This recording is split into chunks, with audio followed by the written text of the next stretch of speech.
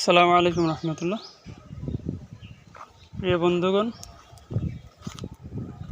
এই মুহূর্তে আমি আপনাদেরকে আমাদের মসজিদের বাগান দেখার জন্য নিয়ে আসলাম। আমাদের এখানে একটা পেয়ারা গাছ আছে, মোটামুটি 12 মাসে পেয়ারা ধরে। এরপরে এই পাশে দুইটি লেবু গাছ আছে, অর্থাৎ আমাদের সিরাজগঞ্জ উল্লাপাড়ার কাকজিবির ফলে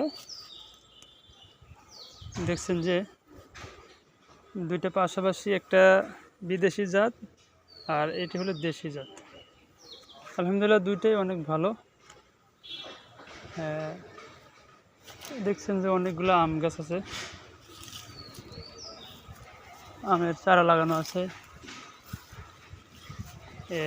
এরপরে এই পাশে নতুন কলা গাছ লাগানো হয়েছে, এই যে কাঁচকলা ধরছে। আপনাদেরকে একটু জুম করে দেখাতে চাই, দেখেন অনেক স্বাদের কলা, পুষ্টি সমৃদ্ধ। এটাকে আনাজি কলা, অনেকে কাঁচকলা বলে থাকে। এই পাশে আর একটা গাছ আছে, এটা ফুলবে। আর এটা হলো জাম গাছ, আমাদের অনেক সুস্বাদু জাম গাছ।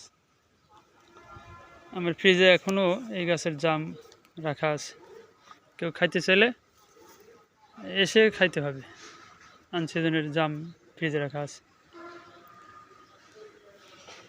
এই আর কি, মোটামুটি ভালো থাকবেন। সকলের কাছে দোয়া চাই, দোয়া করি সকলে ভালো থাকবেন। যারা আমার চ্যানেলটি ফলো দেন নাই, ফলো দিয়ে পাশে থাকতে পারেন। এরকম প্রাকৃতিক দৃশ্য দেখানো যাবে ইনশাআল্লাহ। আজকে এই পর্যন্তই। আসসালামু আলাইকুম রহমতুল্লাহ।